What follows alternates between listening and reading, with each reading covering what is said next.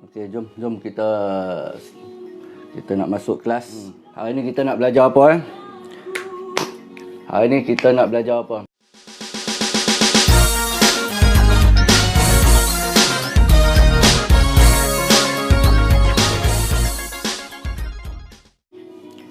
Assalamualaikum warahmatullahi wabarakatuh. Terima kasih pada yang telah sama-sama mengikuti kelas kita pada minggu lepas, tajuk peribahasa. Ya, hari ini kita nak teruskan sekali lagi. Terima kasih pada yang share, pada yang like. Semoga kelas yang kita buat ini bermanfaat sikit pada anak-anak kita. Okey. Alright. Hari ni kita nak kita teruskan. Ni benda apa ni? Okey, tanda soal. Apa yang kita nak belajar ni? Apa yang kita nak belajar ni? Okey, saya letakkan tanda soal besar ni nak bagi apa?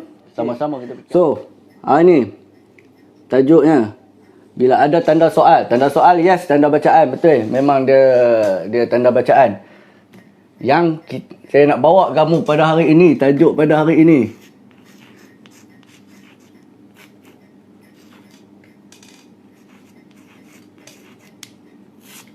Alright, apa dia tajuknya?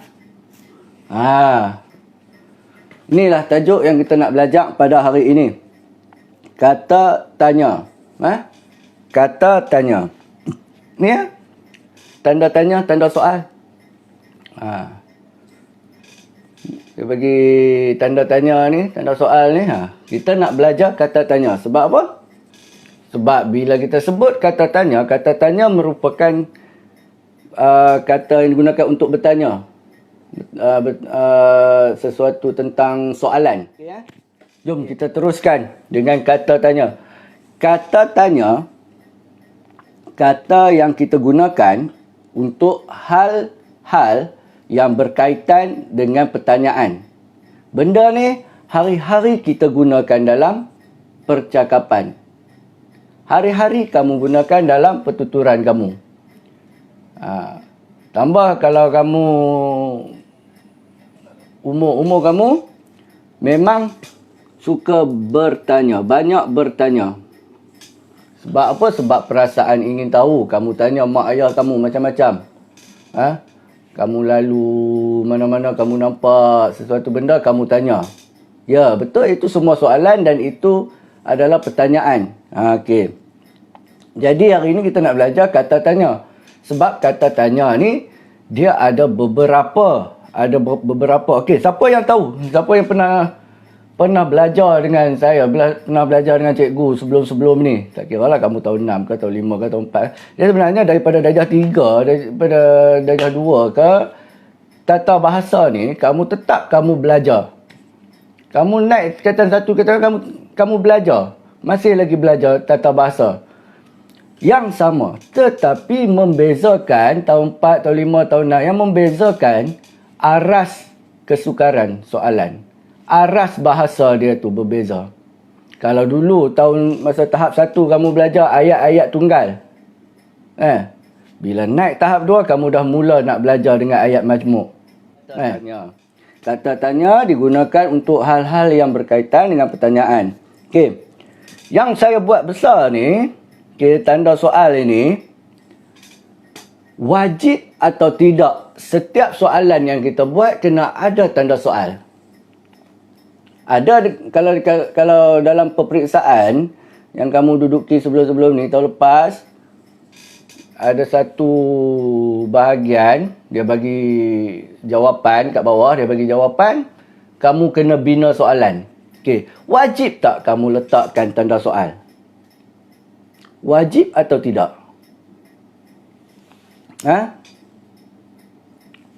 Jawapannya, kalau setiap soalan yang kamu buat, setiap soalan yang kamu tulis, mesti ada tanda soal.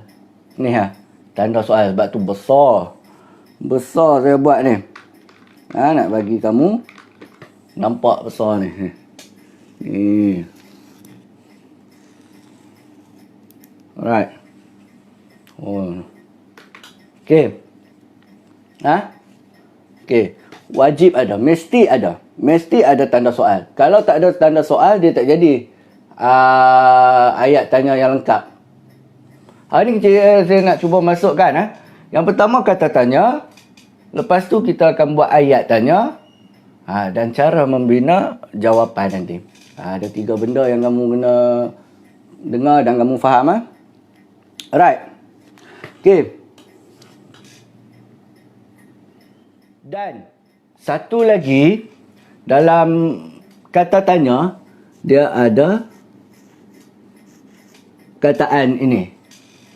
Kah kat belakang dia. Kita sebut sebagai ini, kita sebut partikel. Partikel. Kah dekat belakang dia. Mesti ada tak? Kalau dia kata tanya ini dia ada dekat depan ayat, di permulaan ayatnya kita letak. Boleh tak kita tak letak dia? Boleh, dia tak ada masalah lagi. Yang penting kata tanya tu tepat dan juga ada tanda soal.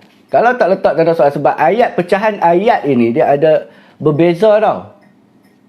Dia ada, yang ni saya tak ajar lagi nanti next class kita buat, nanti kita akan masukkan banyak tata bahasa ni dalam bahasa Melayu. Okey, kita akan buat sikit. Okey. Sebab ayat dia macam-macam jenis. Ini salah satu daripada jenis ayat. Ayat kata tanya, ayat tanya. Dia dari jenis ayat tanya. Okey kita terus lagi Okey, kamu dah dengar kata tanya. Sekarang cuba kamu senaraikan apa kata tanya yang ada. Berapa kata tanya yang ada. Kalau tak tahu, kamu ingat soalan yang kamu, kalau kamu bertanya orang, okey, apa perkataan kat depan tu yang kamu gunakan tu. Sebab kalau kata kamu ni pelajar, kamu ni murid, mustahil kamu tak pernah tengok kata tanya. Tak pernah belajar kata tanya. Okay. Siapa boleh bagi? Siapa boleh bagi? Ada tak? Alright. Okay Okay. Alright. Suryanti binti Abdul. Siapa ni anak ni? Letak sengkang, letak nama macam Haziq 5A buat tu. Rashidi bagi 3 benda.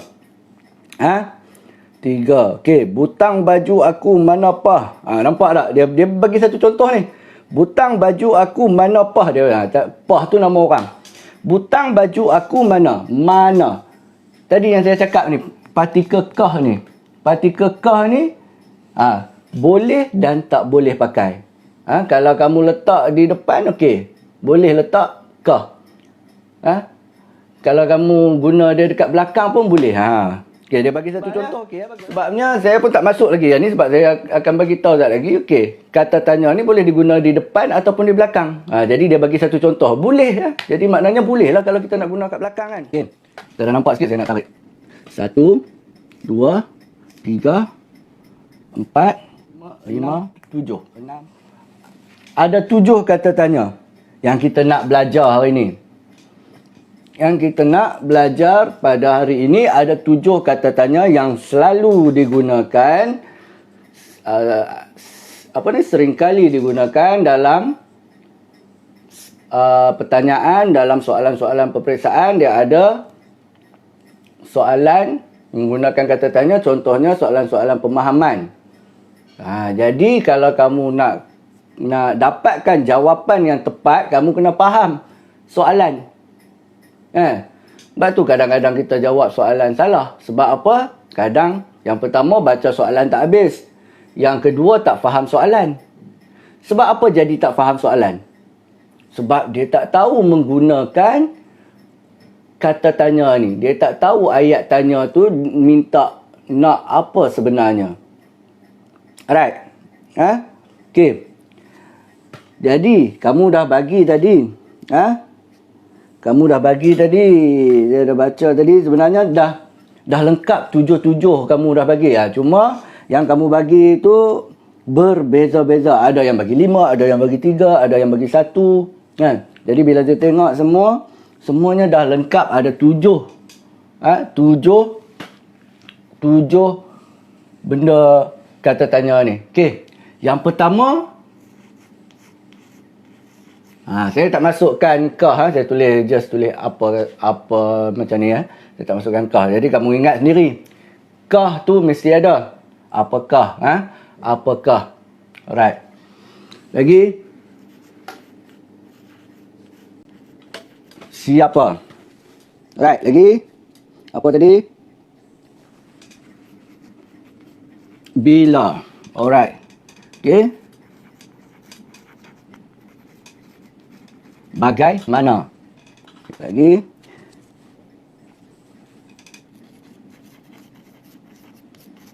Mengapa? Okey. Okey. Satu lagi. Mana? Berapa? Okey. Inilah kata tanya yang kita nak belajar hari ini. Jadi kita dah dapat ke-7 yang kita cari kata tanya ni. Sekarang yang kita nak tengok fungsi setiap satu kata tanya. Okey. Fungsi penggunaannya. Penggunaan setiap kata tanya. Berbeza. Yang pertama ini berkata apa ini dia bertujuan untuk bertanyakan tentang benda dan haiwan. Apa ini merupakan berfungsi untuk bertanyakan tentang benda dan haiwan. Jadi, apa yang cikgu cakap salah tadi? Kita sering melakukan kesalahan. Bila benda apa ini digunakan untuk benda dan haiwan, jadi kita tak boleh tanya nama kawan kita dengan apa? Weh, apa nama hang? Apakah nama kamu? Kadang kita bercakap dengan kawan. Weh, budak tu nama apa? Budak tu nama apa? Budak baru masuk kelas. Budak baru masuk duduk sebelah kamu. Apa nama kamu? Kamu tanya. Apa nama kamu? Dekat situ yang silap. Apa? Jadi kita nak betulkan. Apa? Apa ini kegunaannya untuk benda dan haiwan? Apa? Apakah? Benda dan haiwan. Jadi kalau nak tanya tentang manusia, tentang orang ni apa? Yang mana satu?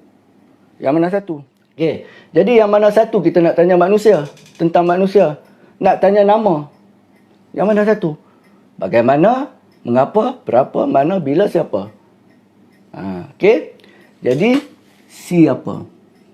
Bertanyakan tentang manusia. Okey. Okey. Baik. Okey. Jadi bezanya kamu kena tahu guna untuk benda dan haiwan dan juga orang ataupun manusia. Kena tahu yang itu. Bila soalan ada siapakah itu tentunya soalan bertanyakan tentang orang. Baik. Okey, seterusnya kita pergi kepada bila. Bila ni bertanyakan apa? Penggunaannya untuk apa? Bila ni kita nak bertanyakan tujuan penggunaannya, dia bertujuan untuk bertanyakan tentang masa. Masa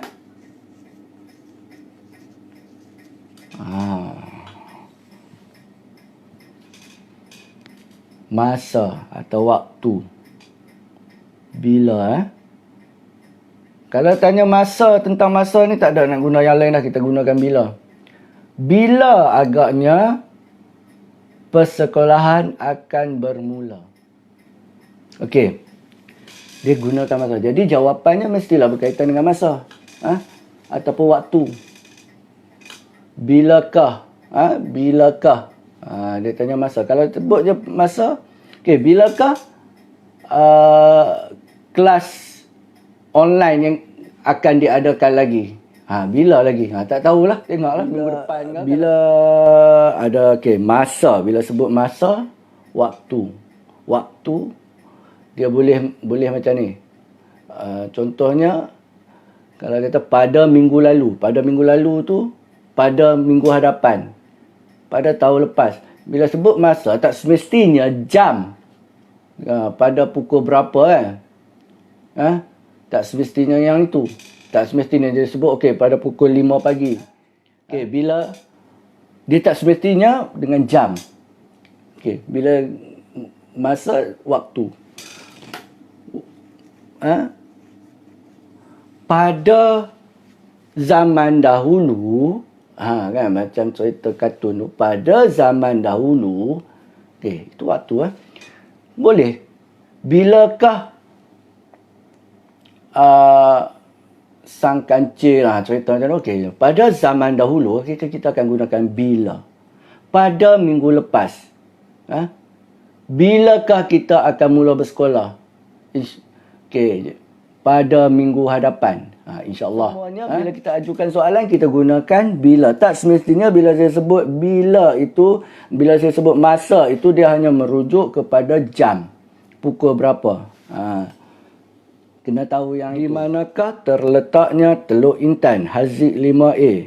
Haziq biasa kan, walaupun kamu type dalam komen ini pun, bila kita buat ayat tanya, kita buat soalan, mesti ada apa yang mau mula tadi saya cakap. Mesti ada apa? Ni tanda soal. Di manakah terletaknya Teluk Intan? Ini kalau kamu bina yang tu tak ada tanda soal. Jadi kalau dalam hukum BM, salahlah ayatnya. Dia tak jadilah ayat tanya, dia tak lengkap. Ayat tu jadi tak lengkap. Okey, baik. Di sini saya nak terangkan. Semua cakap di mana, di mana. Dekat kata tanya mana, ada dua benda kamu kena tahu. Ke dan juga di. Ke dan juga di. Alright. Dua-dua ini boleh pakai. Ke manakah? Di manakah? Hebat. Tadi yang banyak membina soalan, dia banyak bagi di manakah. Tak ada yang bagi ke manakah. Okey. Jadi, ke manakah? Ke dan di ini ada bezanya. Ada bezanya. Okey. Ke. Kalau kamu nak menggunakan perkataan ke ini, ke manakah, dia mestilah perkataan ke ini menunjukkan arah hendak pergi. Arah hendak pergi. Ke manakah mereka sekeluarga pergi pada pagi semalam. Ke tu menunjukkan arah yang hendak dituju. Okey.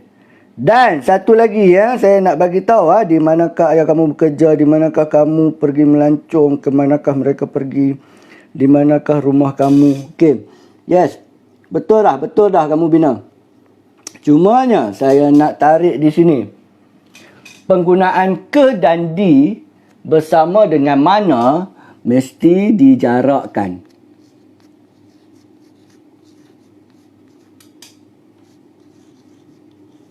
Mesti dijarakkan. Contoh ke mana? Di mana? Baik. Mesti dijarakkan ke mana dan di mana. Dia tak boleh rapat. Sebab di itu dia hanya boleh dirapatkan dengan perkataan kata kerja. Contoh dibuat, diberi. Penggunaan mana digunakan untuk menunjukkan tempat? Menunjukkan tempat. Jadi bila tempat, di dan ke, dia tak boleh rapat. Contohnya, okey, saya tinggal di Ipoh. Tak boleh kamu letak rapat. Kamu tulis di Ipoh. Di Ipoh, rapat. Tak boleh. Di Kelebang. Tak boleh. Sebab apa? Sebab ini tempat. Ini tempat. Kelebang, nama-nama tempat ni tak boleh. Tak boleh dirapatkan dengan perkataan di dan ke. Faham? Berapa dia? Dia mesti ada tentang harga, tentang bilangan. Harga tu pun dia tanya sebenarnya bilangan lah. Kata bilangan. Bila kita bertanyakan soalan tentang berapa ini, maksudnya tentang bilangan. Berapakah harga? Okey, kalau harga dia terus tanya berapakah harga sebuah gitar. Okey. Berapakah harga sepinggan nasi?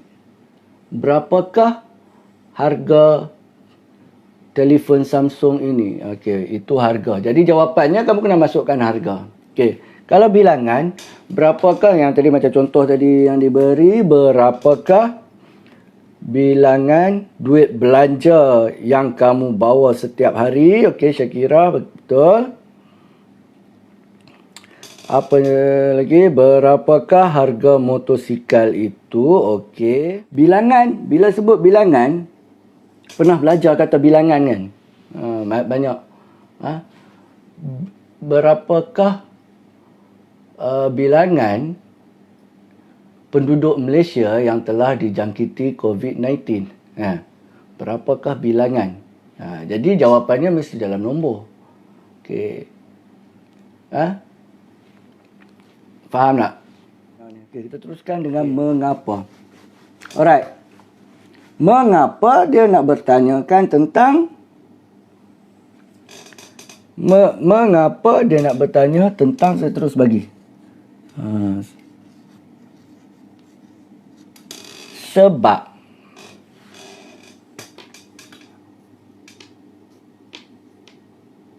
Okey, dia bertanya tentang sebab. Cuma saya nak tanya kat sini ya. Mengapa dia ada satu lagi perkataan, saya tak tulis, dia bertanyakan tentang sebab juga. Siapa boleh bagi?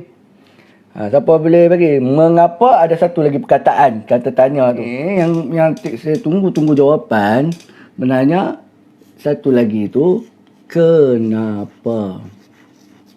Kenapa pun merupakan kata tanya yang bertanyakan sebab. Kenapakah kamu tidak ada ke sekolah? Sama penggunaannya dengan mengapa. Sama. Jadi, dia bertanyakan tentang hal juga.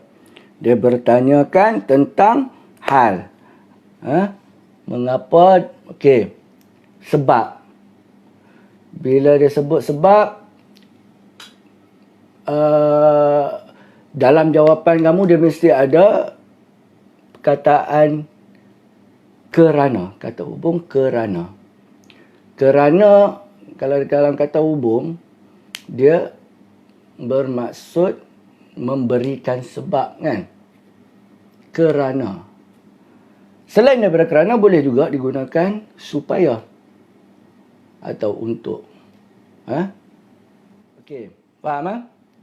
Sebab. Dia bertanyakan sebab. Mengapa kamu tidak ada ke sekolah? Okey, saya tidak ada ke sekolah kerana. Mengapa kamu kena basuh tangan? Mengapa kita perlu basuh tangan? Kita perlu basuh tangan supaya tangan kita sentiasa bersih. Okey, mengapa kita perlu basuh tangan? Supaya kuman tidak melekat. Bagaimana? Bagaimana? Last sekali, bagaimana? Bagaimana kita bertanyakan tentang hal? Bertanyakan tentang sesuatu hal. Hal atau cara. Bertanya sesuatu hal atau cara. bagaimanakah cara kita nak membasuh tangan? Bagaimanakah caranya kita hendak membasuh tangan?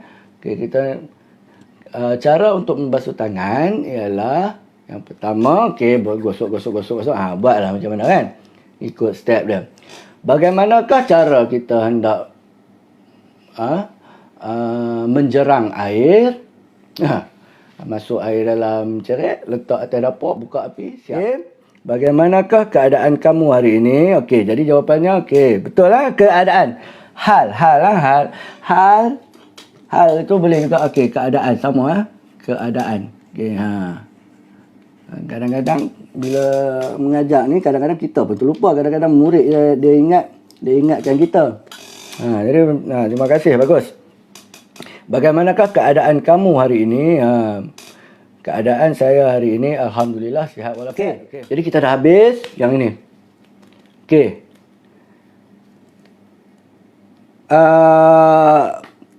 Yang penting dalam kata tanya, kita nak habis ni, tapi kita nak sikit lagi. Dalam kesalahan, saya ulang balik, kesalahan yang kita selalu buat dengan penggunaan apa dan siapa. Jadi ingat balik, penggunaan apa digunakan untuk benda atau haiwan. Siapa untuk manusia. Bagaimana cara kita saya pergi balik ni. Bagaimana cara kita hendak memutuskan rangkaian COVID-19? Nak memutuskan rangkaian COVID-19 dengan caranya duduk rumah. Itu je lah dia. Kita tak keluar, kita tak ada masalah. Kalau kita keluar ramai-ramai, mungkin ada masalah. Bagaimana cara nak memutuskan rangkaian COVID-19? Cara duduk rumah, menjaga kebersihan, kan? Baik, kita padamkan dulu.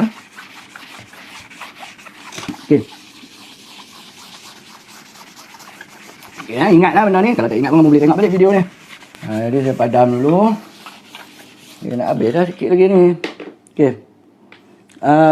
Ayat tanya mesti lengkap. Ayat tanya mesti lengkap. Dia mesti ada tanda soal. Mesti ada tanda soal. Tanda ni mesti ada. Wajib ada. Kalau tak ada, dia tak jadi tanda soal. Dia mungkin boleh jadi ayat penyata. Dia mungkin boleh jadi ayat perintah. Mungkin boleh jadi ayat seru. Sebab tu saya cakap tadi, mula-mula tadi. Ayat dia ada 4 jenis. Ayat perintah, ayat seru, ayat penyata, ayat tanya. Jadi untuk ayat tanya, dia ada ciri-ciri dia. Mesti ada tanda soal, mesti ada kata tanya. Yang ayat yang lain tu nantilah kita belajar. Kita fokuskan yang ni dulu. Kemudian, boleh tak kata tanya berada di belakang? Di belakang ayat. Boleh tak kata tanya berada di belakang ayat?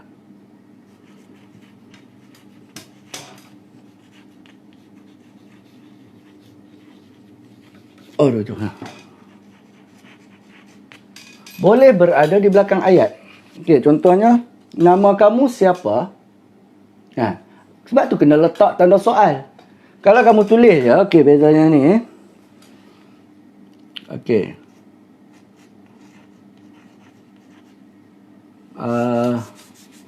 Nama kamu siapa? Nama kamu siapa? Tak letak tanda soal.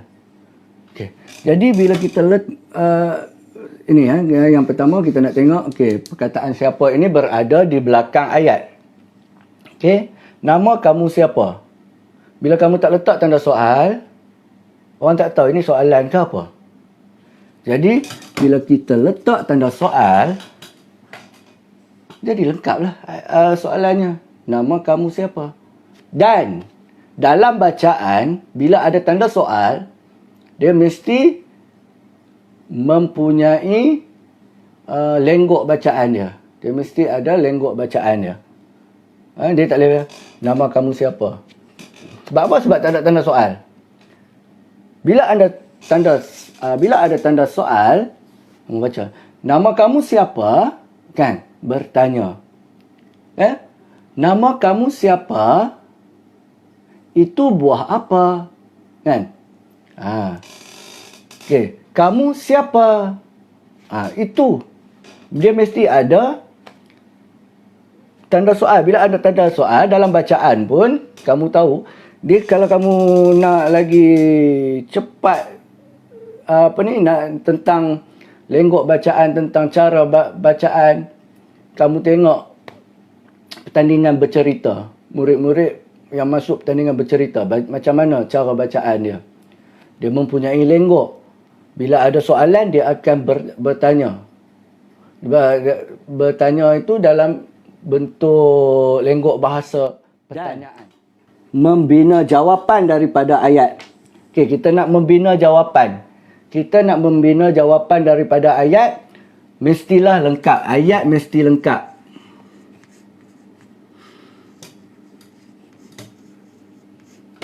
Mesti lengkap maksudnya apa contoh, apakah tempat-tempat menarik yang boleh dilawati? Apakah tempat-tempat menarik yang boleh dilawati? Lisan. Kalau bertulis, kamu mesti jawab dengan lengkap. Maksud lengkap macam mana? Kalau soalannya apakah tempat-tempat menarik yang boleh dilawati? Cara menjawabnya mesti lengkap, mesti ambil daripada tempat-tempat menarik yang boleh dilawati.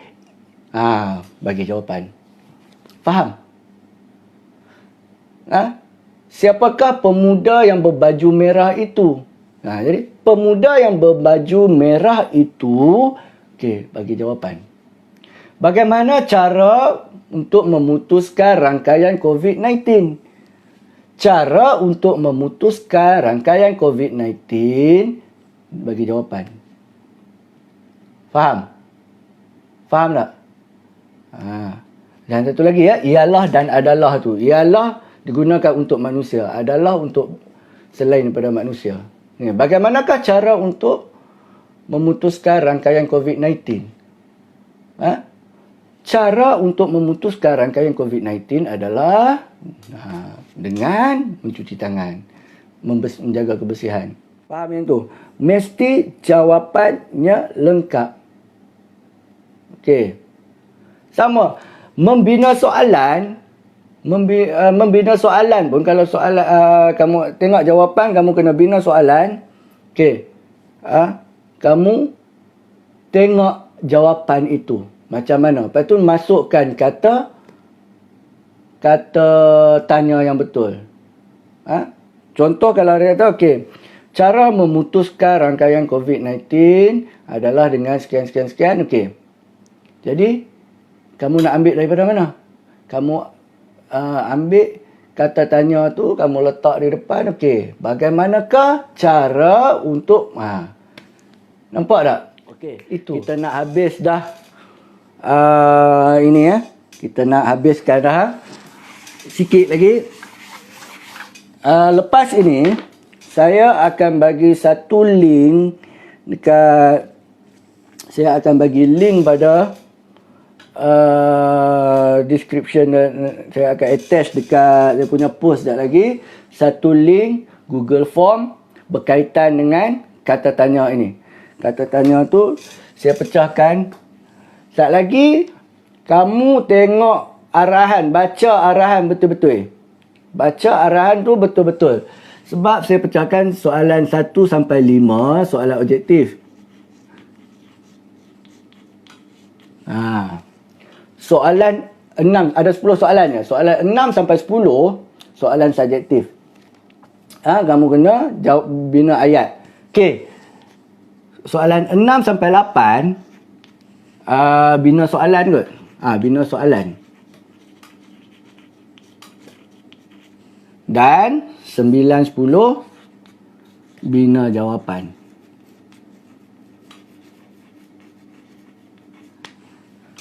Okey. Bina soalan dan bina jawapan. Kamu faham kata tanya, penggunaan kata tanya. Kamu tahu nak membina ayat tanya. Dan kamu tahu nak menjawab soalan daripada apabila kamu tengok kata tanya tadi. Soalan yang bahagian subjektif tadi pun saya ada sebut dalam video tadi. Berulang kali saya sebut. Jadi ingat dan terus jawab. Untuk hari ini setakat ini ya, terima kasih kepada yang sudi, kepada yang sama-sama turut serta dalam live ini. Sama-sama yang duduk tengok telefon menghadap laptop, sama-sama yang share untuk rakan-rakan atau simpanan sendiri. Terima kasih. InsyaAllah kita akan buat lagi. Okay, baik. Setakat ini ya, yang baik semuanya datang daripada Allah, ya, yang kekurangannya semuanya datang daripada saya. Baik, Assalamualaikum warahmatullahi wabarakatuh. Sehingga kita berjumpa lagi insya-Allah di lain hari dan di lain masa, dan selamat berpuasa untuk semua.